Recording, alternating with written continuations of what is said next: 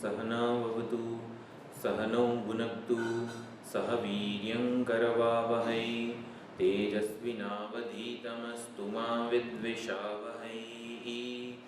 ॐ शान्ति शान्ति शान्तिः। हरिः ॐ श्रीगुरुभ्यो नमः। हरिः ॐ।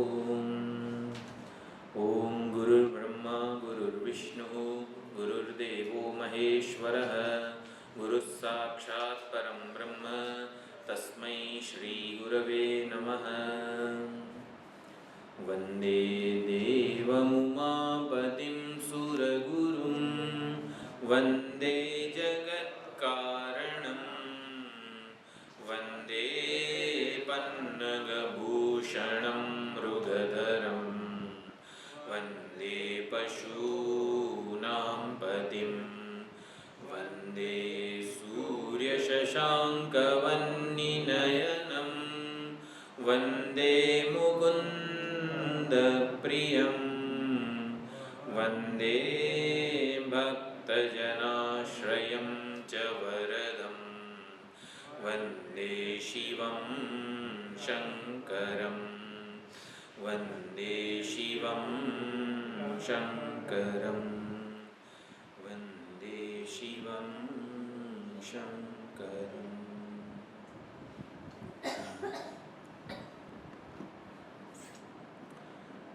શિવ મહિમના સ્તોત્રમાં હવે સ્તોત્રકાર ગ્રંથકાર રચયિતા છેલ્લા બે શ્લોકમાં ઉપસંહાર કરે છે. 30મો અને 31મો જે શ્લોક છે બહુ જ સુંદર રીતે રચયિતાનું એક કવિ હૃદય પ્રગટ થયું છે. એટલી સુંદર પ્રાર્થના છે કે આપણા આંખમાં પણ આંસુ આવી જાય એટલો સુંદર ભાવ 31મા શ્લોકમાં રજૂ કરેલો છે. એટલે સ્તોત્રકાર આ સ્તોત્રનું સમાપન કરે એ પહેલાં આ સ્તોત્રના ગાનમાં એના વિચારમાં જે કંઈ પણ આપણી ઉણપ રહી ગઈ હોય એના માટે આપણે ભગવાનની ક્ષમા માગવી જોઈએ. ભગવાનનો મહિમા અનંત છે, અસીમ છે, એને કોઈ પૂરેપૂરો જાણી શકવાનું નથી. ગમે તેવી વિચક્ષણ બુદ્ધિ હોય છતાં પણ એ ભગવાનના મહિમાને પૂરેપૂરો જાણી ન શકે. અને મહિમાને જો પૂરેપૂરો જાણી ના શકે તો જે સ્તુતિ થાય એ પણ અધૂરી હોય. પૂરેપૂરો ન્યાય ભગવાનના મહિમાને મળે નહીં.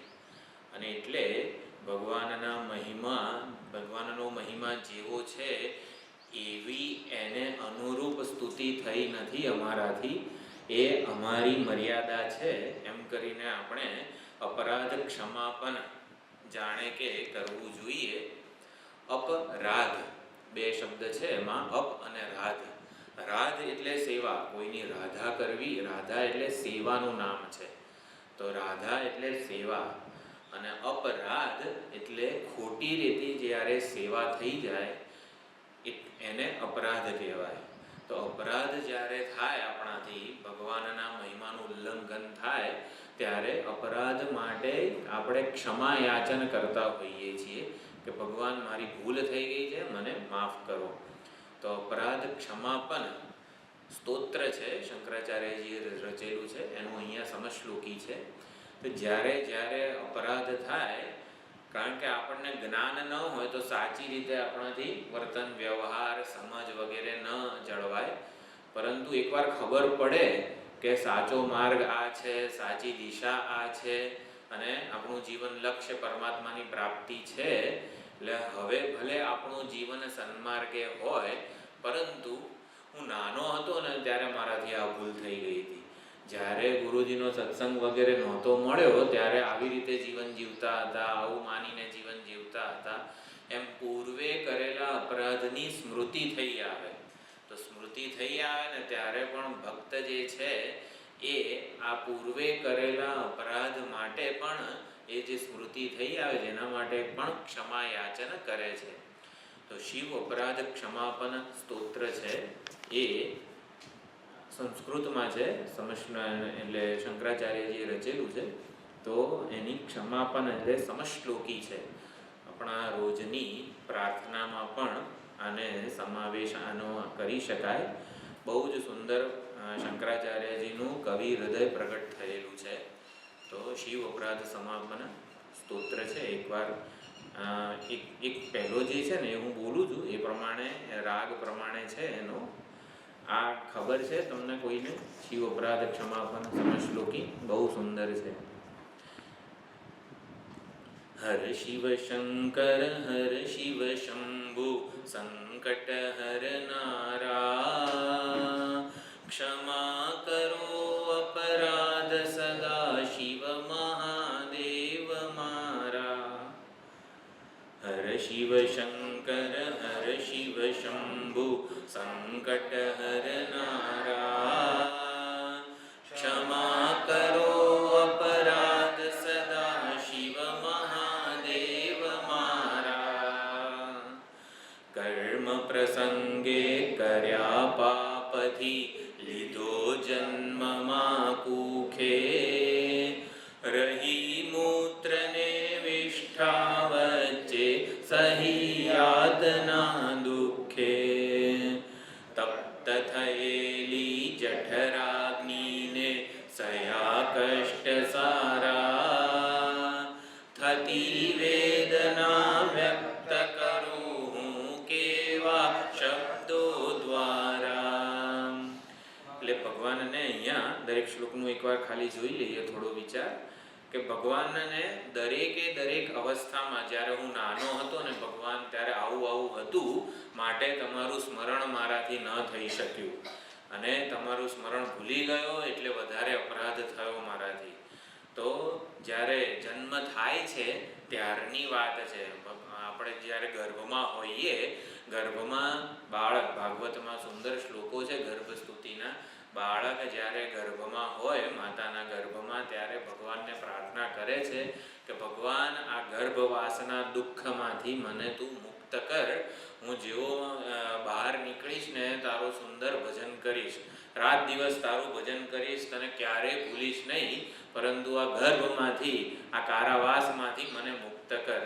પણ જ્યારે બહાર આવે છે ત્યારે ભગવાનની માયા એ ઘેરી લે છે, અને ભગવાન કોણ છે બધું જ એ બાળક ભૂલી જાય છે. તો અહીંયા શંકરાચાર્યજી કહે છે, કર્મ પ્રસંગે કર્યા પાપથી. પાપથી એટલે પાપ અને પુણ્ય બંને જ્યારે સમાન હોય ત્યારે મનુષ્ય જન્મ મળતો હોય છે. તો આવી રીતે જે કર્મો કરેલા છે પૂર્વજન્મમાં, એને ભોગવવા માટે આ માના કુખમાં જન્મ લીધો છે. પરંતુ ગર્ભવાસમાં ક્યાંથી ભગવાનનું નામ લેવાય?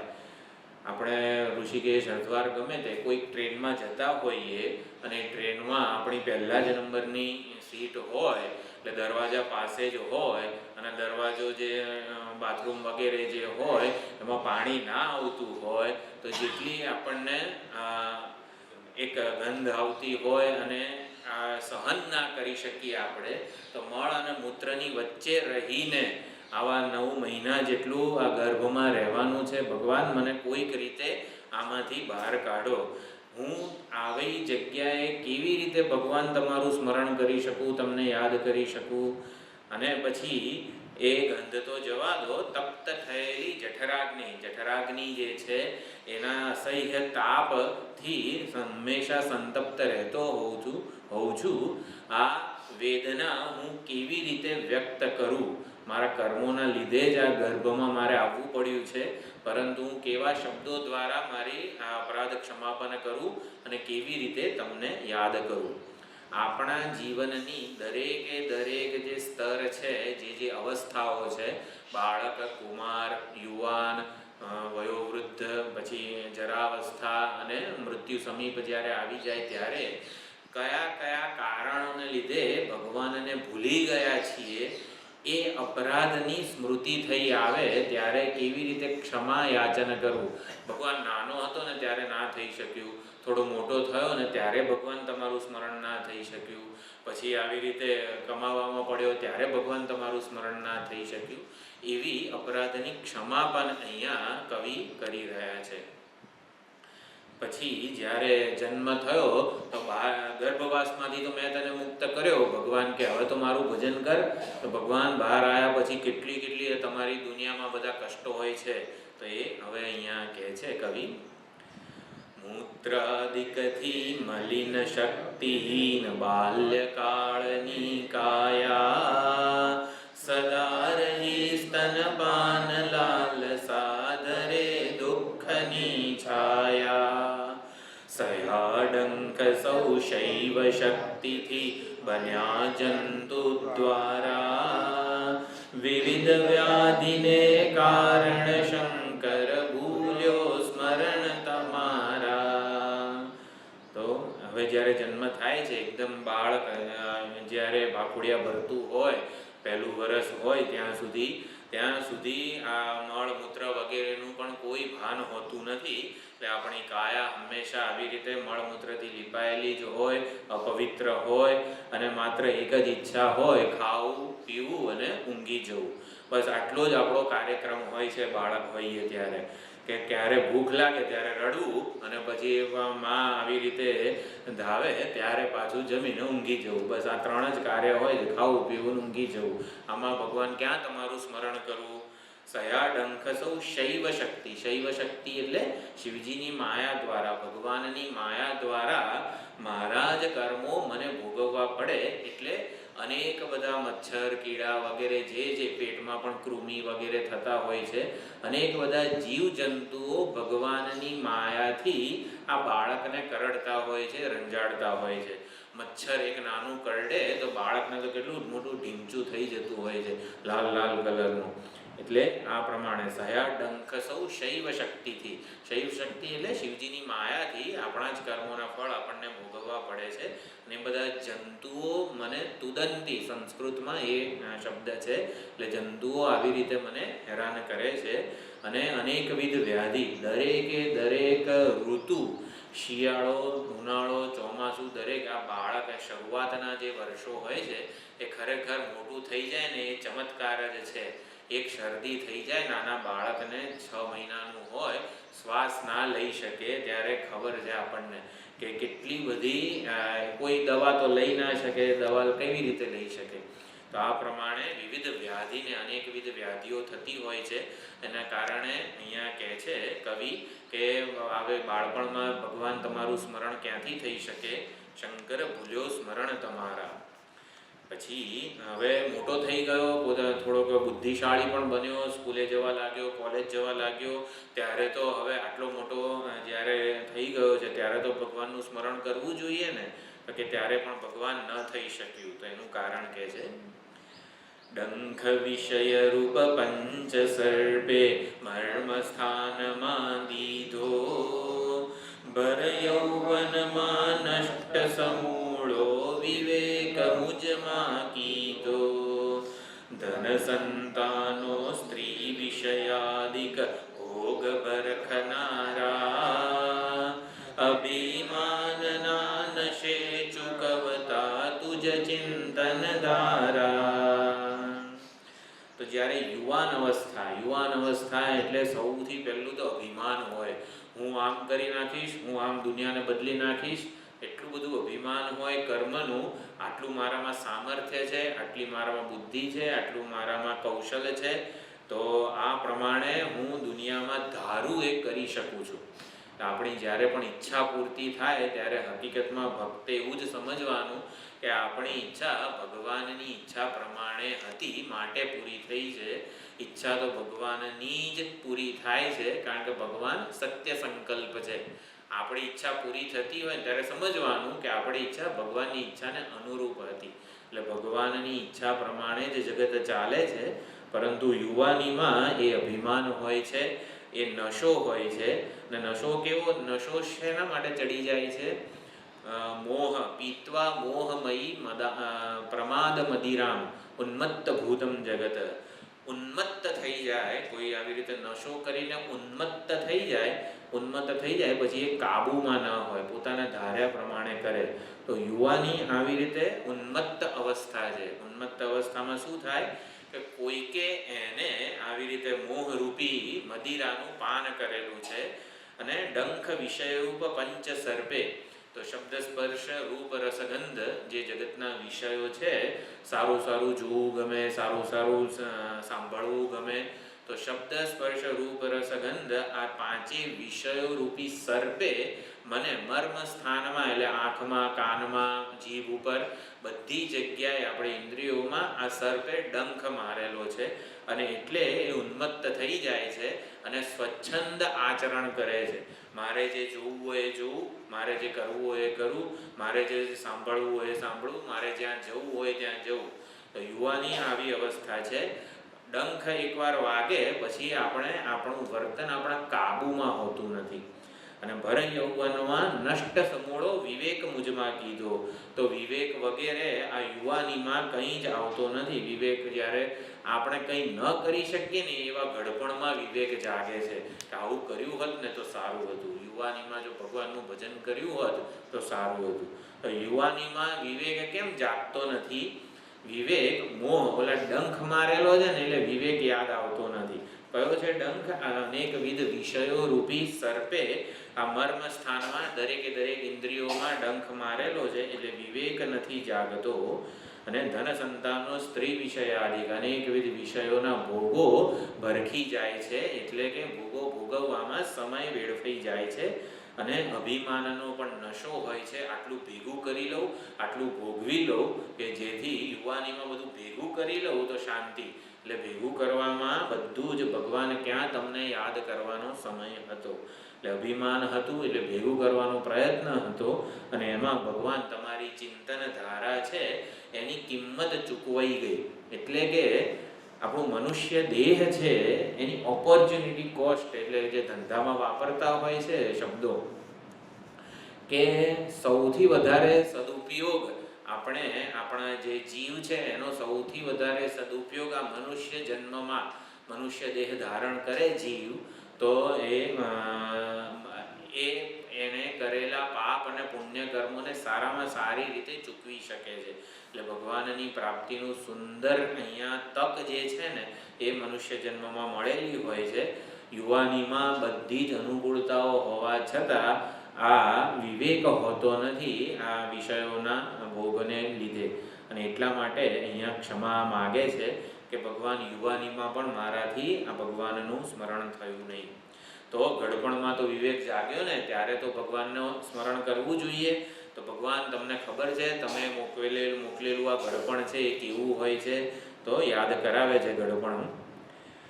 ઘડપણમાં જ્યાં મંદ બુદ્ધિને શિથિલ ઇન્દ્રિયો થાતી, તાપ પાપને આદિ દૈવાદિક રોગે કાયા કસાતી, વૃથા મોહને વિયોગ આશે નિત્ય ભટકનારા, મુજ મનને છે ધ્યાન શૂન્યને દુર્બળ બહુ કરનારા. તો ઘડપણમાં મંદ બુદ્ધિની કોઈ વિવેક શક્તિ હોતી નથી. ઇન્દ્રિયો શિથિલ થઈ જાય છે એટલે કે કંઈ વિચારવાનું, જોવાનું કશું જ સામર્થ્ય રહેતું નથી અને બુદ્ધિ પણ મંદ પડી જાય છે, કંઈ સમજી શકે નહીં.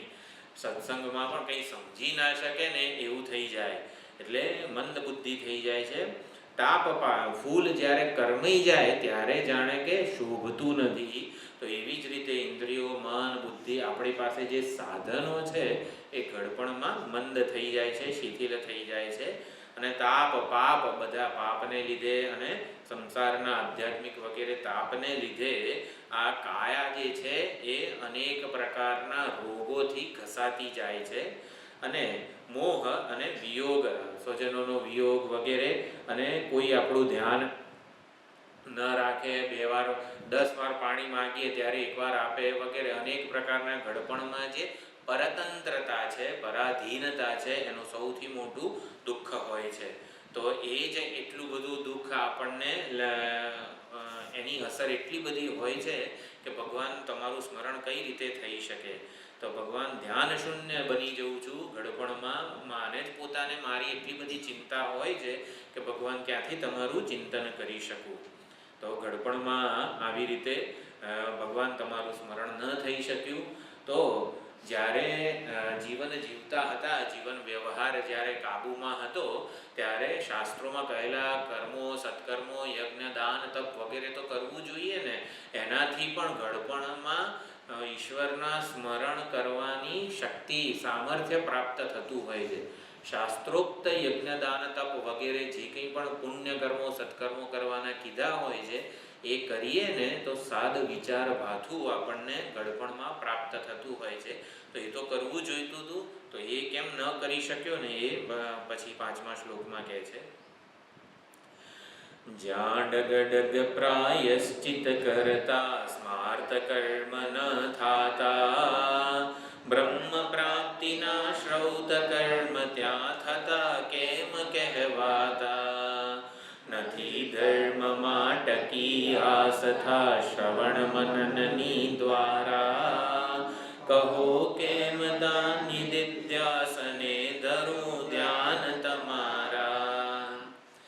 શાસ્ત્રોક્ત સત્કર્મો કરવાથી ભગવદ ચિંતન કરવાનું અધિકારીત્વ પ્રાપ્ત થતું હોય છે. ભગવાનનું ચિંતન ઘડપણમાં કેમ ન થઈ શકે? તો આખા જીવન દરમિયાન સત્કર્મો અથવા તો શાસ્ત્ર અથવા તો ગુરુના અનુશાસનમાં જીવન જીવ્યું હોય, શાસ્ત્ર કે એવું કર્યું હોય, શાસ્ત્ર જે કરવાનું કે ને એ આપોઆપ ગમતું હોય આપણને. જો આપણે પાપ કર્મો વગેરેનું બાહુલ્ય હોય ને, તો શાસ્ત્ર જે ન કરવાનું કે ને એ કરવું આપણને ગમે. શાસ્ત્ર કે મદિરાપાન ન કરવું જોઈએ, જુઠ્ઠાણું ન બોલવું જોઈએ, પણ આપણા જ કર્મો એવા હોય કે શાસ્ત્ર જે ના કરવાનું કે ને એ આપણને કરવું ગમતું હોય. તો આના ઉપર કઈ રીતે નિયંત્રણ થઈ શકે?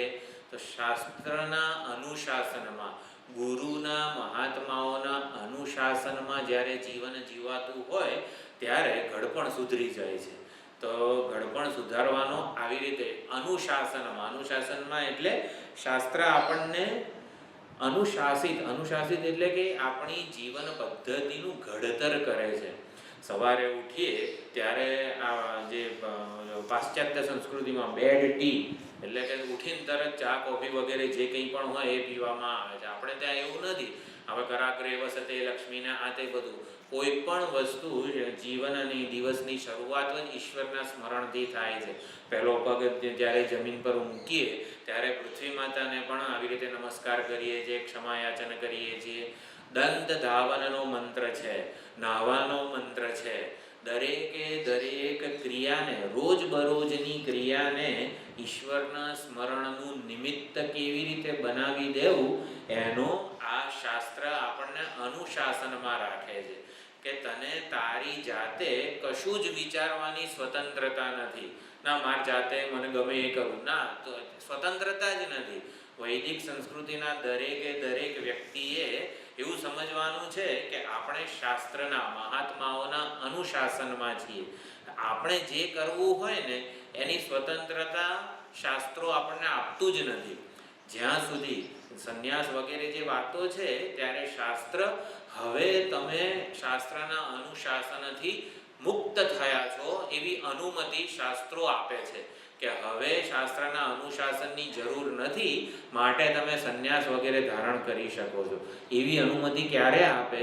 જ્યારે શાસ્ત્રથી અન્યથા કે શાસ્ત્રને પ્રતિકૂળ વર્તન થવાની સંભાવના જ ના રહી હોય ત્યારે શાસ્ત્રો, મહાત્માઓ સંન્યાસની અનુમતિ આપે છે. એટલે એટલી હદે આપણું જીવન સાત્વિક થઈ ગયું હોય, પવિત્ર નિર્મળ થઈ ગયું હોય ત્યારે શાસ્ત્રો સંન્યાસની અનુમતિ આપે છે.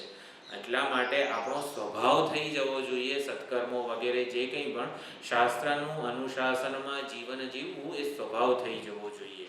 તો એ ન થઈ શક્યું કે પ્રાયશ્ચિત કર્મો, સ્માર્ત કર્મો એટલે આપણે જે કંઈ પણ દેવતા પૂજા, આરાધના વગેરે કરીએ છીએ, અને નૈમિત્તિક કર્મો, ચંદ્રમાં પૂર્ણિમા હોય, અમાસ હોય, ત્રયોદશી હોય ત્યારે શાસ્ત્રો વડે જ આટલું વધારે કરવાનું. શ્રાદ્ધ પક્ષ ચાલતું હોય તો આટલું ઈશ્વરનું સ્મરણ વધારે કરવાનું.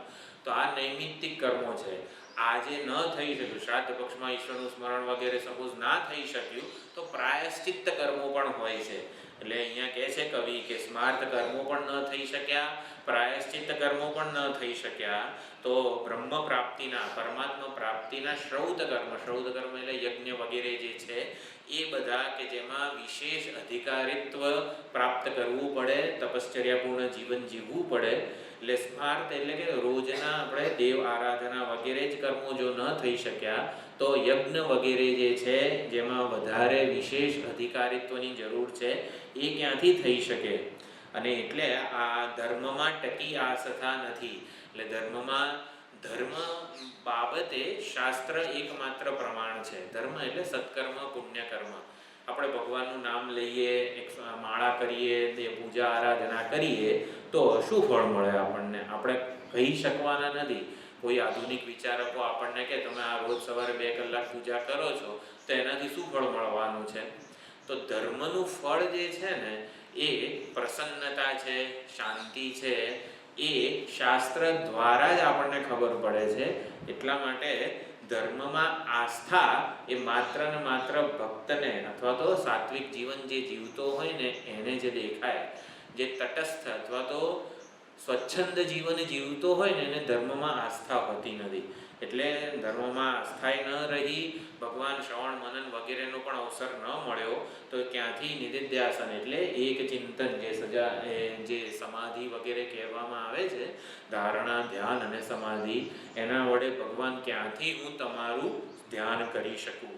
એટલે સત્કર્મો અથવા તો શાસ્ત્રને અનુશાસનમાં જીવન જીવવાનું જ ભગવાન મારાથી શક્ય ન બન્યું, તો ભગવાન ક્યાંથી હું ગડપણમાં આવી રીતે ધારણા, ધ્યાન, સમાધિપૂર્વક તમારું ધ્યાન કરું? એ પ્રમાણે અહીંયા એ અપરાધની પણ ક્ષમા માગે છે. આવું થયું ભગવાન, એટલે તમારું સ્મરણ હું ભૂલી ગયો છું, એવા કારણો આપે છે. પછી તો સ્માર્ટ કર્મ વગેરે તો ન થયા, પરંતુ રોજબરોજના જીવન વ્યવહારમાં કોઈક રીતે તો ઈશ્વરને સાંકળવાનો પ્રયત્ન કર્યો હતો કે નહીં? તો એ કહે છે 6થા શ્લોકમાં, કદી સવારે અભિષેકમાં નવગંગા જળ લીધું, કરી સ્નાન ને પૂજા પાત્રમાં બિલીપત્ર ના લીધું, નથી નાથ મેં ધરી તળાવે ખીલ્યા કમળની માળા, કર્યા સુગંધિત કદી પુષ્પન અર્પણ ચરણે તમારા. આપણે રોજ જે પૂજા વગેરે કરીએ છીએ, ઈષ્ટ દેવતાની આરાધના રોજ દૈનિક જીવનનો એક ભાગ હોવી જ જોઈએ. જેના જીવનમાં ઈષ્ટદેવ એટલે આપણા જે પણ કૃષ્ણ ભગવાન, શંકર ભગવાન, રામ ભગવાન જે કંઈ પણ મંદિરમાં હોય એની પૂજા જે કરતો હોય ને એને જ વૈદિક કહેવાય. એટલે ઈષ્ટ દેવતાની આરાધના જો નથી કરી તો આપણે વૈદિક કહેવાને લાયક નથી. વૈદિક જે સનાતન ધર્મ છે એ જ આપણે વૈદિક કહેવાઈએ નહીં. તો અભિષેકમાં એકેવાર ભગવાન નવું ગંગાજળ નથી લીધું અને પૂજા પાત્રમાં બિલીપત્ર પણ ભગવાન અર્પણ નથી કર્યું. આખા વર્ષમાં તો નથી કર્યું, ભગવાન શ્રાવણ મહિનામાં પણ થોડાક દિવસ જ કર્યું છે, દર સોમવારે જ ખાલી કરેલું છે. એટલે એ પ્રમાણે અહીંયા અપરાધની ક્ષમા માગે છે. જ્યારે ખીલ્યા કમળની માળા શિવજીને અર્પણ કરાતી હોય છે. તળાવમાંથી જે નવા કમળ જે હોય, જે વિષ્ણુ ભગવાન પણ મણિકર્ણિકેશ્વર જે ઘાટ છે એમાં સહસ્ર હરિસ્તે સહસ્રમ જે શ્લોક છે એમાં કીધું હતું 1000 બ્રહ્મ કમળ રોજ જાતે તોડી લાવે એ મણિકર્ણિકેશ્વર ઘાટમાંથી, અને પછી ભગવાનને સહસ્ર નામની અર્ચના કરતા હતા. એટલે તળાવમાં જે તાજા ખીલેલા કમળ હોય ભગવાન, એની પણ માળા મેં આપને અર્પણ નથી કરી. કંઈ સુગંધિત નૈવેદ્ય, પુષ્પ વગેરે પણ ભગવાન અર્પણ નથી થયું મારાથી. ભગવાન મારા અપરાધની ક્ષમા આપજો. પછી આ એ પૂજા વાળું જ આગળ કહે છે શંકરાચાર્યજી, દહીં દુગ્ધ ઘી મધુ શર્કરા યુક્ત સ્નાન ના દીધું, નથી ચંદને દુજના લિંગે લેપન તેનું કીધું, ધૂપ દીપકે કપૂર ધંતુરા તણા પુષ્પથી તારા, થયા પૂજનો નથી વિવિધ રસના નૈવેદ્યો દ્વારા.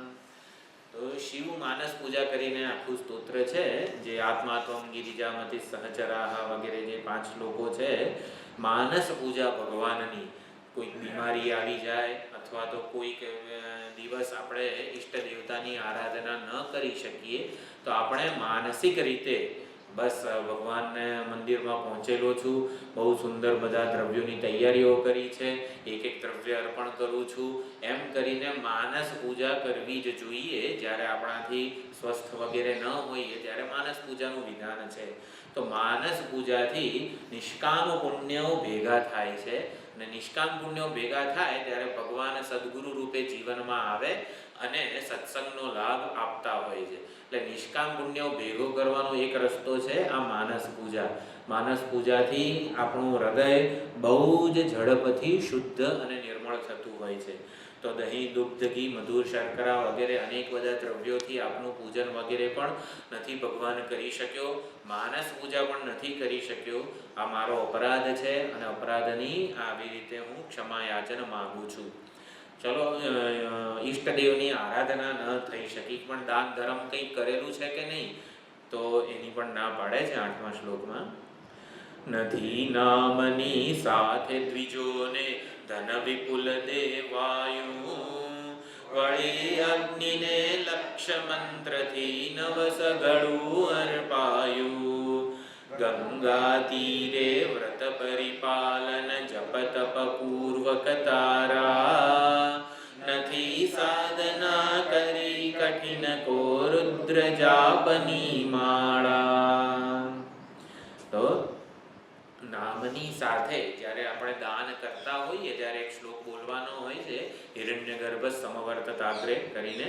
એ શ્લોકમાં એવું કીધું છે કે એટલે એ શ્લોક બોલતા બોલતા આપણે દાન, જે દ્વિજ એટલે કે બ્રાહ્મણોને દાન વગેરે આપવાનું હોય, તો દાન આપતી વખતે એ દાન કર્મનું અભિમાન આપણામાં ન જન્મે, હું દાની છું વગેરે કોઈ જ પ્રકારનું અભિમાન ન જન્મે એવો ભાવ કંઈક આ શ્લોકમાં છે. હિરણ્યગર્ભ એટલે કે પરમાત્મા. તો સૌથી પહેલું બધી જ સંપત્તિ છે એ હકીકતમાં પરમાત્માની છે. કોઈ કહે કે આટલી જમીન મારી છે, તો ક્યાંથી આ જમીન તારી ક્યાંથી થઈ ગઈ? તો મેં આટલા પૈસા આપીને ફલાણા વ્યક્તિ પાસેથી લીધી છે. એણે ક્યાંથી લીધી? એણે બીજા કોઈક પાસેથી લીધી. એમ કરીને પરંપરા જોવા જઈએ તો સૌથી પહેલો જે કીધો હશે કે આ જમીન મારી છે, એણે તો કોઈ મૂલ્ય જ ચૂક્યું નથી. એ તો જમીન એની પોતાની હતી ને, ખાલી કહી દીધું છે ને કે આટલી આ જમીન મારી છે. તો એવી જ રીતે જેટલું પણ ભૌતિક બધી વસ્તુઓ છે એનો માલિક એકમાત્ર પરમાત્મા જ છે. એટલે પરમાત્મા પાસેથી કોઈકને જાણે કે આપણે ચોરીને કરીને લીધેલું છે, જેટલું પણ આપણી પાસે છે ને બધું ચોરી કરીને લીધેલું છે. કોઈને પૂછ્યા વગર આપણે લઈ લીધું હોય કે આ મારી માલિકીનું છે. ભાઈ, તારી માલિકીનું આવ્યું ક્યાંથી? આ તો બધું ભગવાનની માલિકીનું છે. એટલે દાન વગેરે કરતી વખતે એ મંત્ર હોય છે, હિરણ્યગર્ભ સમવર્તતાગ્રે ભૂતસ્ય જાતઃ પતિરેક આસીત. ભૂતસ્ય સમગ્ર ભૂતોનો, આ પૃથ્વીનો એટલે સમગ્ર બ્રહ્માંડનો પતિ એક આસીત. સ્વામી એકમાત્ર પરમાત્મા જ છે. સદાધાર એટલે એણે જ બધાને નો મહિમા ધારણ કરેલો છે. અને કસ્મૈ દેવાય હવિષા વિધેમ, અમે શેને આ અર્પણ કરીએ? એટલે કે જે દાન લેનાર છે ને એ પણ ભગવાન જ છે, દાન આપનાર જે છે એ પણ ભગવાન છે, અને દાન આપવાની જે ક્રિયા છે ને એ પોતે પણ ભગવાન જ એ રૂપે અભિનય કરી રહ્યો છે. એટલે સુંદર આ શ્લોક છે. તો એ નામની સાથે દ્વિજોને, નામ એટલે કે પરમાત્માના નામપૂર્વક, નામ સ્મરણપૂર્વક આ મંત્ર સાથે દ્વિજોને, બ્રાહ્મણોને ભગવાન હું કંઈ દાન વગેરે આપી શક્યો નથી. અને જે કંઈ પણ આપણે કરીએ સાધના, તો જેમ કે ભાગવતનું પારાયણ ચાલે છે, તો ભાગવતનું જે 9 દિવસનું પારાયણ હોય પછી 10મા દિવસે એના દશાંશ હોમપૂર્વક પછી એ સાક્ષાત જેટલી પણ આપણે લક્ષ્ય મંત્ર અહીંયા લખેલું છે, લક્ષ્ય મંત્ર એટલે જેટલી પણ મંત્ર સાધના કરી હોય એનો દશાંશ, એટલે સપોઝ 1,00,000 મંત્ર આપણે કરેલા હોય તો 10મા ભાગની આહુતિ આપણે એટલે યજનાત્મક કર્મ કરવું પડે અંતિમ વખતે. એટલે એ પ્રમાણે એવું પણ ભગવાન, મેં કોઈ એવા લક્ષ્ય મંત્રો પણ કર્યા નથી અને એ પ્રમાણે અગ્નિને પણ મેં કંઈ અર્પણ કરેલું નથી. ગંગા તીરે આવી રીતે, ગંગા તીરે જ્યારે તીર્થ વગેરે ક્ષેત્રોમાં પણ કોઈ તપ વગેરે ભગવાન કર્યું નથી આપનું, અને એવી કોઈ મહાન સાધના પણ નથી કરી, રુદ્રજાપની માળા વગેરે પણ નથી ધરી મેં. એટલે ભગવાન મારાથી અપરાધ થયો છે અને એ અપરાધની ક્ષમા આપો. ક્ષમા યાચન સ્તોત્ર છે, એટલે ક્ષમા માગવી હોય ને ત્યારે આપણે એક તો અપરાધ થઈ ગયા છે ને એનો જ એટલો બધો બોજો હોય છે, એટલે એ બોજો હોય ને તો પછી ભગવાન આટલું બધું થયું છે, ભગવાન છે ને ક્ષમા આપે, તો ભગવાન એક વસ્તુને જોઈને ક્ષમા આપી દે.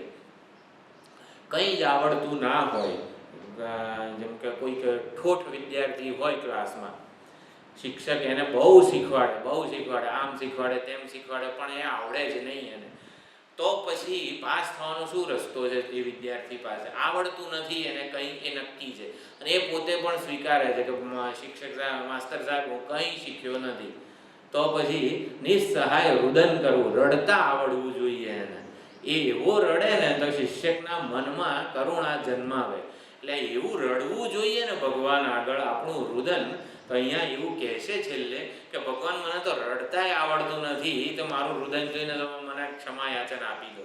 એટલે આપણાથી જે નથી થઈ શક્યું એને આવી રીતે વ્યક્ત કરવું કે કોઈક રીતે એને ભગવાનમાં કરુણા જન્માવીએ અને આપણા બધા અપરાધની ક્ષમા ભગવાન આપણને આપી દે.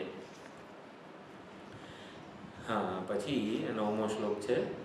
પ્રાણ સમૂહ જ્યાં સૂક્ષ્મ માર્ગથી લીન પ્રણવના નાદે, વેદ સર્વના અર્થ સારતા જ્યોતિ રૂપની સાથે, ભળે તત્વમાં મળી કમળને પૂર્ણ પાંખડી વાળા, નથી કર્યા સર્વાંતરયામી સ્મરણ કદી ત્યાં તારા. 27મો જે શ્લોક હતો ઓમકાર વાળો, પ્રણવ વાળો, એની થોડીક વિચારણા છે. 27મો શ્લોક અઘરો એટલે કહેવાય કે ઓમ ઓમ ઓમ એવો જે મંત્ર જાપ કરતા હોઈએ પ્રણવના નાદે, એટલે પ્રણવ માર્ગથી, પ્રણવ જેનો નિર્દેશ કરે છે, પ્રણવ એટલે ઓમકાર, તો ઓમકાર જેનો નિર્દેશ કરે છે, જ્યારે ઓમ શબ્દનું મંત્રનું ઉચ્ચારણ થતું હોય ત્યારે પ્રાણ સમૂહ જે આપણો જે પ્રાણ જે ચાલી રહ્યા છે એનું પણ નિયંત્રણ થઈ જાય અને એ યોગીઓ જે ગુરુજનો વગેરે જે છે જેમણે યોગ સાધના કરેલી છે, યોગ સાધના જેમણે કરેલી હોય ને એ ઓમકાર દ્વારા પ્રાણાયામનો સંયમ કરીને પ્રાણને પણ થંભાવી દે અને એ પોતે સૂક્ષ્મ માર્ગથી અહીં કંઠ પ્રદેશમાં જઈને હૃદય પ્રદેશમાં પોતાના ધ્યાનને કેન્દ્રિત કરે. હૃદય એટલે આપણે જે હૃદય સમજીએ છીએ, જે લપ ધપ ધપ ધપ જે અહીંયા છાતીમાં છે, એ હૃદય તો સ્થૂળ ગોલક છે. જો હૃદયમાં પરમાત્મા હોય તો જેટલાય કાર્ડિયક સર્જનો છે, હાર્ટ ટ્રાન્સપ્લાન્ટ કરેલા છે, બધાએ ભગવાન જોયા જ હોય ને અંદર, પણ એ હૃદય સ્થૂળ છે, ગોલક છે. આપણી આંખ જે છે, આ જે દેખાય છે, કાન આ વગેરે, એ ગોલક છે. એની અંદર સૂક્ષ્મ ઇન્દ્રિયો એટલે કે કર્ણેન્દ્રિય, ચક્ષુ ઇન્દ્રિય, એ બધી સૂક્ષ્મ વસ્તુઓ છે. તો અધોનિષ્ઠ્યાવી તસ્ત્યાંતે, કંઠથી એક વેંત નીચે અને નાભીથી એક વેંત ઉપર, અહીંયા જે હૃદય પ્રદેશ છે આપણો, એટલે હૃદય એ વેદાંતનો સંસ્કૃત શબ્દ છે. એટલે વેદાંત જે અર્થમાં હૃદય શબ્દને પ્રયોજે છે એ અર્થ સમજવો પડે. તો હૃદય એટલે આપણા શાસ્ત્રોમાં હૃદયનો શું અર્થ છે? હૃદયમાં ભગવાન છે, ભગવાન હૃદયસ્થ ચૈતન્ય સ્વરૂપે બિરાજે છે, આવું આપણે સાંભળેલું છે. હૃદયમાં છે તો જે લોકો હૃદય ખોલી જુએ તો દેખાવા જોઈએ ને. તો હૃદય એ ગોલક છે. હૃદય એટલે શું અહીંયા સમજવાનું કે આપણા બધા વિચારોનું ઉદ્ગમ સ્થાન એટલે હૃદય. આપણે એકવાર શાંતિથી વિચાર કરીએ, આ વિચારો જન્મે છે ક્યાંથી? કોઈ પણ વિચાર આપણે રોજબરોજના જીવનમાં એક સેકન્ડ થંભીને એવું ધ્યાન કરવાનું છે કે આ વિચારો જન્મે છે ક્યાંથી. એ જે સ્થાનમાંથી જન્મે છે ને એને હૃદય કીધેલું છે અને ત્યાં પરમાત્મા ઉપલબ્ધ છે. તો જ્યાંથી ઉદ્ભવે છે આ વિચારો, એ સ્થાનને હૃદય કીધું છે આપણા શાસ્ત્રોમાં. તો એ સ્થાનનું આ પ્રણવના આધારે યોગીઓ ધ્યાન કરતા હોય છે. જે ધ્રુવ સ્તુતિ વગેરેમાં પણ ધ્રુવે હૃદયમાં ભગવાનનું ધ્યાન કર્યું નારદજીએ જેવો ઉપદેશ આપ્યો તો ભગવાનના આવા સ્વરૂપનું તું ધ્યાન ધરજે, તો ધ્રુવજી વગેરે જે ભક્તો છે એ ભગવાનના ચરણ કમળની જ્યોતિનું આવી રીતે હૃદયમાં ધ્યાન કરે છે, આવા શબ્દો વપરાય છે. તો એ બધા જ વખતે હૃદયનો શું અર્થ કરવાનો? આ બધા વિચારોનો ઉદ્ભવ ક્યાંથી થાય છે એ સ્થાનને હૃદય કહેવામાં આવેલું છે. અને બધા વિચારોના ઉદ્ભવ સ્થાનને આપણે આ યોગ સાધનાથી, પ્રણવના નાદ વગેરે જે સાધનાઓ છે એના દ્વારા જાણી લઈએ ને તો ત્યાં પરમાત્માનો સાક્ષાત્કાર થતો હોય છે. પરમાત્મા ત્યાં ઉપલબ્ધ છે. પરમાત્માનું એડ્રેસ જે છે ને, એડ્રેસ એટલે શું? ફલાણા ભાઈ અત્યારે સત્સંગ હોલમાં છે એવું કોઈ કે આપણને, આશ્રમના સત્સંગ હોલમાં ફલાણા ભાઈ બેઠા છે, તો આપણે શું કરવું પડે? એ સત્સંગ હોલમાં પ્રવેશ કરીએ તો તરત જ જે ભાઈને મળવાનું છે એ મળી જાય. તો એવી જ રીતે હૃદય એ સ્થાન છે, ઉપલબ્ધિ સ્થાન કહેવામાં આવેલું છે. આપણા વિચારો જ્યાંથી ઉદ્ભવે છે ને એને હૃદય કીધેલું છે. એટલે હૃદય એટલે જ પરમાત્મામાંથી જ આપણા બધા વિચારો ઉદ્ભવે છે. એટલે હૃદય એ કોઈ સ્થૂળ વસ્તુ નથી. પરમાત્માને જ આપણા પુરાણો શાસ્ત્રોમાં હૃદય કીધેલું છે. હૃદયમાં ધ્યાન ધરવું. મનવા ધરી લે ધરથી પ્રભુનું પ્યારું નામ. ધરથી એટલે હૃદયથી પરમાત્માનું નામ લેવાનું છે. એટલે કે પૂરેપૂરા પ્રેમથી આપણા બધા વિચારો એ પરમાત્મા થકી જ જન્મી રહ્યા છે એવી રીતે સમજીને આપણે જે કંઈ પણ સાધના કરવાની છે એ કરવી જોઈએ એવું અહીંયા 9મા શ્લોકમાં કીધું છે. યોગીઓ, આપણું જે હૃદય હોય છે સામાન્ય માણસનું, એ પોયણું જેવું હોય છે. તળાવમાં પોયણું જે હોય એ ઊંધા પોયણા જેવું હોય છે. યોગીઓ યોગ સાધનાથી અને બીડેલું હોય. પોયણું આમ બીડેલું હોય તો કેવું હોય? એવું ઊંધું બીડેલું હોય આપણા બધાનું હૃદય.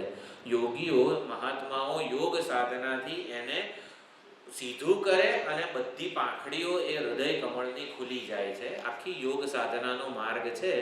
ઘણા બધા યોગ સાધનાના આવી રીતે અનુષ્ઠાન, આસન, પ્રાણાયામ વગેરે દ્વારા એ યોગીઓ પોતાના હૃદય કમળને આવી રીતે ઊંધું જે હોય એને ખીલવે છે અને સીધું કરે છે. તો એ અહીંયા કીધું છે, ભળે તત્વમાં મળી કમળને પૂર્ણ પાંખડી દ્વારા. આપણું જે હૃદય કમળ છે એ ઊંધું હોય, બીડેલું હોય, એ આવી રીતે પૂર્ણ થાય અને ખીલે. ત્યાં સુધી સર્વાંતરયામીનું સ્મરણ ભગવાન મેં નથી કર્યું, મારામાં તો કોઈ અધિકારિત્વ જ નથી આટલી સૂક્ષ્મ સાધનાઓનું. પછી 10મા શ્લોકમાં કહે છે, અંધાર મોહનો ત્રિગુણાતીત નિસંગ થયે ન તૂટ્યો, નાસિકાગ્રમાં સ્થિર થતામાં ભાવ દૃષ્ટિમાં ફૂટ્યો, નગ્ન શુદ્ધ ના થયો ઉન્મની ભાવે મેં તારા, કર્યા દર્શનો સ્વરૂપ કલિમલ રહિત ભાવના વાળા. આપણે અહીંયા સાધનાનો જ નિર્દેશ કરેલો છે. અંધાર મોહનો, આપણો મોહનો અંધકાર છે હૃદય કમળમાં. આવી રીતે જ્યાં સુધી પરમાત્માને જાણતા નથી, એ વિચારો પરમાત્મા થકી જ, પરમાત્મામાંથી જ ઉદ્ભવી રહ્યા છે એવું જાણતા નથી, એ જ અંધકાર છે. હૃદયમાં અંધકાર હોય એટલે બધું અંધારું હોય એવો અર્થ નથી. અંધકાર એટલે શું? અહીંયા કોઈ લાઇટ ના હોય, એકદમ અંધારું હોય તો જે વસ્તુ છે એની આપણે નોંધ ન લઈ શકીએ. એટલે અંધકારનો આ અર્થ છે. અંધારું છે હૃદયમાં એટલે શું? કે જે વસ્તુ છે એની નોંધ લઈ શકાતી નથી. એટલે ખુરશીઓ પડેલી હોય પણ અંધારામાં જઈએ તો ખુરશી સાથે અથડાઈ જઈએ. તો એવું કેમ થયું? જે છે ને એની આપણે નોંધ ન લઈ શક્યા. તો મોહનો અંધકાર. મોહ એટલે શું? જે વસ્તુ જેવી છે એને ન જાણવીને એને જ મોહ કહેવાય. પરમાત્મા હૃદયમાં જ ઉપલબ્ધ છે. હૃદય એટલે શું? આપણા બધા વિચારોને એ જ જન્માવી રહ્યા છે. વિચારો જન્મે છે ક્યાંથી? વિચારો જન્માવે છે કોણ? પરમાત્મા જ જન્માવી રહ્યા છે. વિચારો ચૈતન્યની હાજરીમાં જ ઉદ્ભવે. આ કેમેરાને એવો વિચાર ના આવે કે આજે હું રેકોર્ડ કરું કે નહીં. એટલે જળ વસ્તુઓને વિચાર ન આવે, ચેતનને જ વિચાર આવે. આપણે વિચાર કરી શકીએ છીએ. તો વિચાર જન્મે છે ક્યાંથી? એ સ્થાન એકવાર શોધવા જેવું છે. એટલે યોગીઓ સુષુપ્તિ વખતે આપણે બધા હૃદય સ્થાનમાં જ હોઈએ છીએ. તો યોગીઓ એક ક્ષણનું સુષુપ્ત ઊંઘમાંથી ઉઠ્યા પછીની તરત ક્ષણ જે છે ને એનું ધ્યાન કરતા હોય છે કે હું ક્યાંથી આવ્યો. બૃહદારણ્યક ઉપનિષદમાં અજાતશત્રુ અને ગાર્ગ્યની એક આખ્યાયિકા આવે છે. અજાતશત્રુ અને અજાતશત્રુ રાજા છે, ગાર્ગ્ય બ્રાહ્મણ છે. સુંદર આખ્યાયિકા છે વેદાંતની.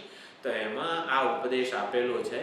આવી રીતે હૃદય સ્થાનમાં આપણે ગયા હોઈએ છીએ તો પાછા આવા ધોયેલા મોઢા જેવા પરમાત્માને જ મળીને પરમાત્મા સાથે એક થઈને આપણે આવતા હોઈએ છીએ.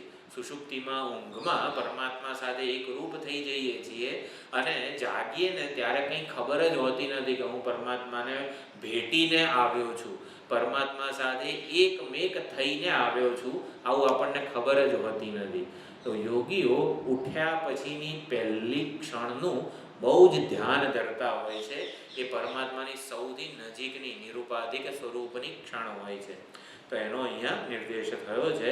ત્રિગુણાતીત પરમાત્મા જે છે એ મોહના અંધકારમાં જ ઉપલબ્ધ છે અને છતાં પણ હું આ નિસંગ નહોતો અને એટલા માટે એ પરમાત્માનું ત્યાં ધ્યાન ન થઈ શક્યું મારાથી. અને જાગ્રતમાં કેવી રીતે એનું ધ્યાન કરવાનું? તો નાસિકાગ્રમાં સ્થિર થવાનું છે. 6ઠ્ઠા અધ્યાયમાં ભગવદ્ ગીતામાં બધી સાધના કીધી છે. શુચૌદેશે પ્રતિષ્ઠાપ્ય વગેરે બધા શ્લોકોમાં નાસિકાગ્રમાં સ્થિર થવામાં, નાકના અગ્રભાગમાં આવી રીતે દ્રષ્ટિને કેન્દ્રિત કરવી, એટલે કે પ્રાણને કેન્દ્રિત કરવા. એ પ્રમાણે ત્યાં ભાવ દ્રષ્ટિમાં ખૂટ્યો. એવો ભાવ હું જાળવી શક્યો નહીં. માંડ નદી ચિત્ત ભગવાનમાં સ્થિર થાય ને ત્યાં બીજી જ કોઈક ચિંતા ભવિષ્યની, દૂધ ઉભરાઈ જશે, આ થશે, તે થશે, પાણીની ટાંકી ઉભરાઈ જશે, કંઈક ને કંઈક ચિંતા થઈ જ આવે છે. માંડ એક ક્ષણ માટે માંડ પરમાત્માનું ચિંતન થતું હોય ત્યાં કોઈક ને કોઈક બીજી ભાવ દ્રષ્ટિ આપણી ખૂટી જાય છે. એટલે ભાવ દ્રષ્ટિમાં ખૂટ્યો. નગ્ન શુદ્ધ ના થયો. નગ્ન અહીંયા દિગંબર એવા શિવજીનું સંબોધન છે. જેના દિગંબર છે. દિગંબર છે એટલે વસ્ત્રની જરૂરિયાત વગરના છે. વસ્ત્ર કેમ ધારણ કરવું પડે? શરીર હું છું એવું અભિમાન હોય તો વસ્ત્ર ધારણ કરવું પડે. જેને આ ઉપાધિ જ હું નથી એવું અભિમાન જ નથી એને કોઈ વસ્ત્ર ધારણ કરવાની જરૂર નથી. એટલે દેહાશક્તિ વગેરે હોય તો વસ્ત્રો ધારણ કરવા પડે. મર્યાદા તો છે જ એની, પરંતુ વસ્ત્ર વગેરે જે છે એ દેહાશક્તિનું પ્રતીક છે. તો જે દિગંબર છે ભગવાન શિવજી, એમને દેહાભિમાન નથી, એ તો સ્વાત્મા રામ છે. અને હું શુદ્ધ થયા વગર, પવિત્ર થયા વગર ઉન્મની ભાવે, ઉન્મની ભાવ એટલે શાસ્ત્રોમાં એને અમની ભાવ અથવા તો મન સંપૂર્ણપણે પરમાત્મામાં લીન થઈ જાય. જે વસ્તુનું ધ્યાન કરતા હોઈએ ને એ આકાર મન ધારણ કરી લેતો હોય છે. સવારે 4 થી 6 સુંદર સાત્વિક વાતાવરણ હોય આશ્રમમાં, ભગવાનની સેવા પૂજા, ગુરુજીની આરાધના બધું થતું હોય ત્યારે આપણું મન એ એકાકાર થયેલું હોય છે ભગવાન સાથે, ગુરુજી સાથે. પછી વિરુદ્ધ કલ્પનાઓ અથવા તો વિકલ્પ જેને કહેવાય, પછી 6 વાગ્યા પછી બીજું કંઈક આપણે જીવન વ્યવહારના બધા કામો હોય તો એ વખતે 4 થી 6 જેટલો સમય અહીંયા હોઈએ એટલો સમય હું ભક્ત છું, હું ગુરુ ભક્ત છું. તો મારા વિશેનો નિશ્ચય કેવો હોય છે? હું ભગવાનનો ભક્ત છું. અને પછી એ નિશ્ચય ટકતો નથી.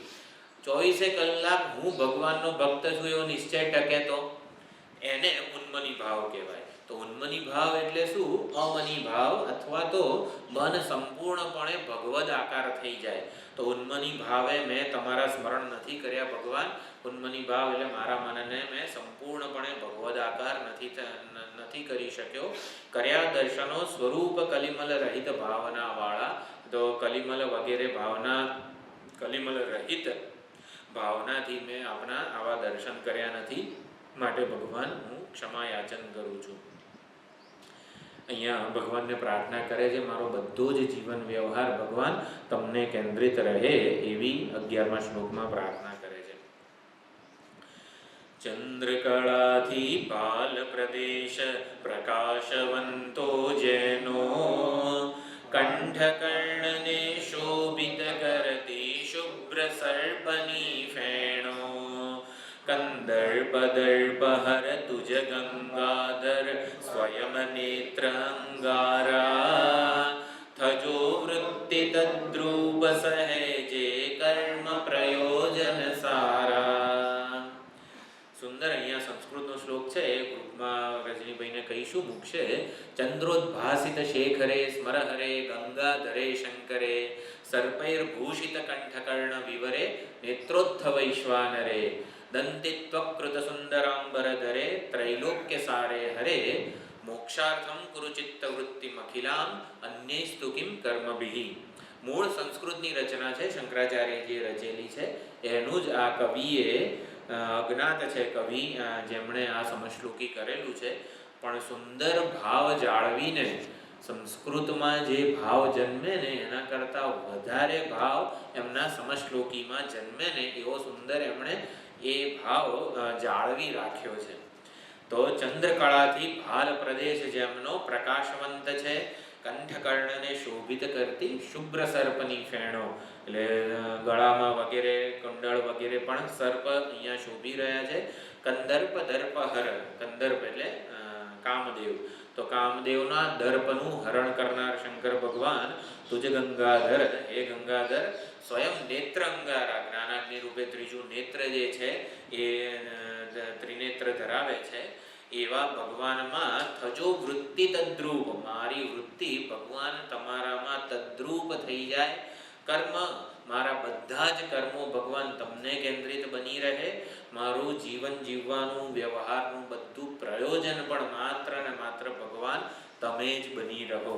થજો વૃત્તિ તદ્રૂપ સહેજે, સહજ ભાવે મારા કર્મો, મારું પ્રયોજન, મારી વૃત્તિ, મારી બધી મનોવૃત્તિ તદ્રૂપ એટલે ભગવદ રૂપ જ, ભગવદ આકારે બની રહે એવી અહીંયા પ્રાર્થના કરેલી છે. પછી 12મા શ્લોકમાં ધન ઘોડા કે હાથી રાજ્યની વૃથા પ્રાપ્તિથી મોહવું, પુત્ર મિત્ર સ્ત્રી પશુ દેહ ગર્ષિત લોલુપ થઈ જોવું, ત્યાગ દૂરથી ભંગુર જાણી ગુરુ વ્રચનામૃત દ્વારા, જાણી આત્મને પાર્વતી વલ્લભ કેરા ચિંતન દ્વારા. ભગવાન હવે શું કરું? તો ભગવાન અહીંયા ઉપાય બતાવે છે.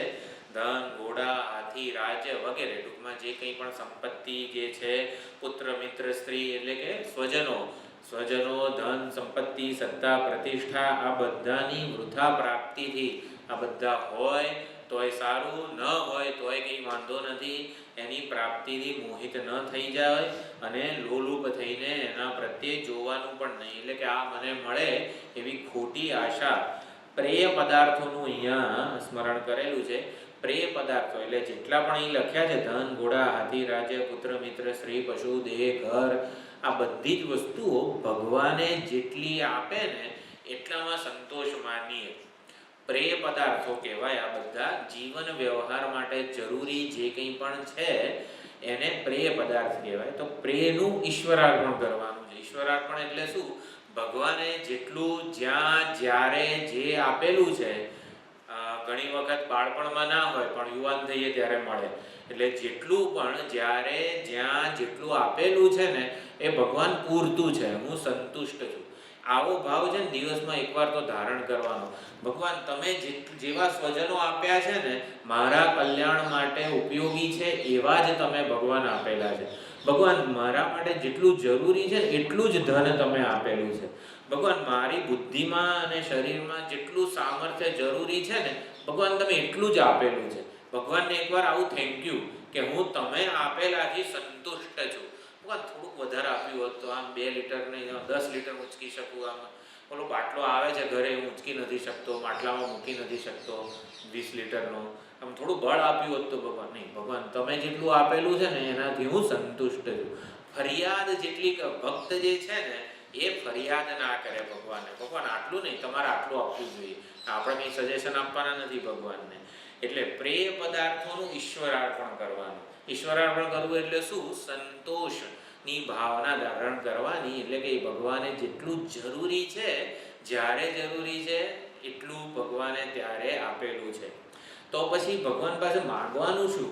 ભગવાન હજી વધારે આપો, ભગવાન હજી વધારે આપો, તો એ શું હજી વધારે શું માગવાનું? ભગવાન તમે આપી શકો ને એના કરતાં વધારે સત્સંગ મને આપો. એટલે શ્રેય પુરુષાર્થ છે ને એ માગતા જ રહેવાનું છે ભગવાન પાસે. ભગવાન પાસે ભક્તો જે હતા, ધ્રુવ, પ્રહલાદ, બધાએ શું માગેલું છે? ભગવાન તમારે જવું હોય તો જાઓ, પણ તમારામાં જે ભક્તિનું વહન કરનારા છે ને એવા ભક્તોનો મને સત્સંગ આપતા જાઓ. ભક્તિ મુહુઃ પ્રવહતામ ત્વયી મે પ્રસંગ ભૂયાત. તો ધ્રુવજી એવું કીધું, ભગવાન તમારે તો બહુ બધું કામ હોય, જગતનું સંચાલન કરવાનું છે, તમારે જવું હોય તો જાઓ, પરંતુ તમારામાં ભક્તિનું વહન કરનારા મહાત્માઓનો પ્રકર્ષેણ સંગ મને આપતા જાઓ. મને તમારે એ જ વૃત્રાસુરે કહ્યું, ભવિતાસ્મિ ભૂય, ભગવાન તમારા દાસનો પણ દાસ થવા માંગુ છું. વાત કેવી છે કે ભગવાનના ભક્તો પાસે ભગવાનની કથા જે છે એ આપણને એનો લાભ મળતો હોય છે. એટલે માગવું હોય તો સત્સંગ માગવા જેવો છે. પ્રહલાદજીએ પણ જ્યારે નૃસિંહ ભગવાન ખોળામાં બેસાડે છે, કર કમળ પધરાવે છે, ત્યારે વારંવાર એમને લાલચ આપે છે કે પ્રહલાદ કંઈક માગને. ત્યારે પ્રહલાદજી શું કહે છે? મારામાં માગણ ના જન્મે ને એવું ભગવાન કંઈક કરો. માગનારો જ જતો રહે મારામાંથી. મારામાં કોઈ દિવસ માગણ ના જન્મે. એટલે આ જોઈએ છે, પ્રિય પદાર્થો જોઈએ છે, એ તો ભગવાન, એની ચિંતા ભગવાનને કરવા દઈએ. યોગક્ષેમ વગેરેની જે ચર્ચા છે, એટલે પ્રિય પદાર્થો છે જીવન વ્યવહાર માટે જરૂરી. થોડી બુદ્ધિએ જોઈએ જીવન વ્યવહાર માટે, થોડી સૂઝ જોઈએ, થોડી કુશળતા જોઈએ, બધી જ જગ્યાએ કળા જોઈએ. આ બધી જ વસ્તુઓ ભગવાને જેટલી આપી છે ને એમાં સંતુષ્ટ રહેવાનું અને સત્સંગ વધારે ને વધારે માગવો. ત્યાગ દૂરથી ભંગુર જાણી ગુરુ વચનામૃત દ્વારા. તો ગુરુના વચનામૃત દ્વારા આ બધી વસ્તુઓનો ત્યાગ, એટલે કે એ લોકોને ક્ષણભંગુર એટલે કે જીવન જરૂરિયાત માટે જેટલી જરૂરી છે એટલી હોય તો કંઈ જ વાંધો નથી.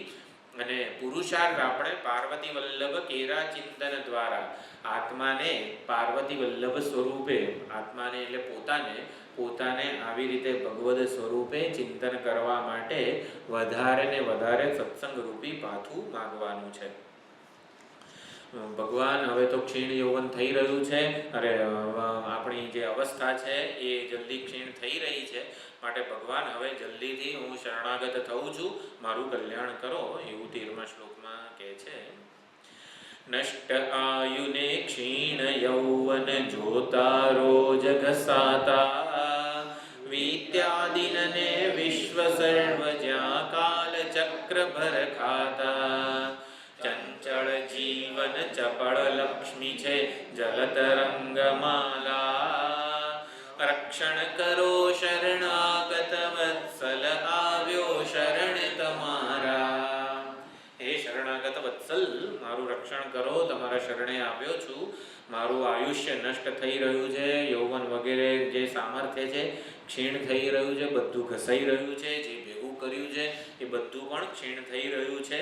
વિદ્યાધીન એટલે કે બધા દિવસો વીતી રહ્યા છે, કાળ ચક્ર ભરખી રહ્યો છે. સુંદર બધું રૂપક આપેલું છે ઉદાહરણમાં કે આપણે પાછળ વાઘ પડેલો છે, જંગલમાં છીએ, જંગલમાં આપણી પાછળ વાઘ પડેલો છે. એટલે વાઘથી ભાગતા આપણે એક કૂવામાં પડીએ છીએ. તો કૂવામાં પડતી વખતે એક ડાળી હાથમાં આવી ગઈ છે. સુંદર રૂપક આપેલું છે ભાગવતમાં. એ ડાળી હાથમાં આવી ગઈ તો ડાળી પકડી લીધી છે. એટલે ઉપર વાઘ છે અને નીચે જોયું તો બધા કાળોતરા સાપ છે. એટલે કૂવામાં નીચે પાણી નથી, પાણી વગરનો કૂવો છે, નીચે સાપ છે, ઉપર વાઘ છે. તો ડાળીને પકડી રાખીને તો આપણે સેફ છીએ, સલામત છીએ કે નહીં? કે ના, ડાળીને એક ધોળો ઉંદર અને કાળો ઉંદર કાતરી રહ્યું છે. ધોળો એટલે દિવસ અને રાત, તો દિવસ અને રાત રૂપી ધોળો ઉંદર અને કાળો ઉંદર એ ડાળીને કાતરી રહ્યા છે. અને એમાં મધપૂડામાંથી એક ટીપું ઝરે છે. એ આટલું બધું ક્ષણિક. વાઘ છે એ જરાવસ્થા, ગડપણનું નિરૂપણ છે. અને કાળો સર્પ છે એ અભિમાનનું મારા ખ્યાલે સુંદર રૂપક આપેલું છે. ગીતા પ્રેસની જે હનુમાન પ્રસાદ પોદ્દારજીએ જે ભાષાંતર કરેલું છે ને એમાં આ રૂપક છે.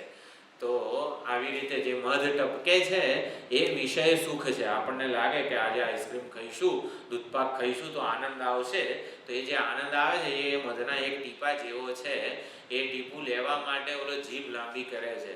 આટલું ક્ષીણ નષ્ટ આયુને ક્ષીણ યૌવન બધું ક્ષણભંગુર આ મનુષ્ય જે દેહને મળેલું છે બધી વસ્તુઓ, અને છતાં પણ આ આસક્તિ વગેરે જે છે દેહની, એને લીધે ભગવાન તમારું સ્મરણ થઈ શકતું નથી. અને માટે શરણાગત વત્સલ તમારા શરણે આવ્યો છું, મારું રક્ષણ કરો.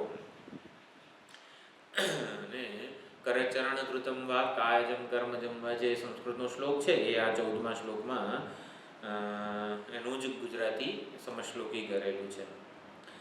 શરીર હાથ કે પગમન આદિ વિવિધ અંગ વપરાતા, કર્મ કર્ણને નેત્રવાણીથી અનેક અપરાધ કરાતા, વિહિત નાથ વા અવિહિત સગળું નિત્ય નિભવનારા, ક્ષમા કરો સહુ કરુણા સાગર જય જય શંકર મારા.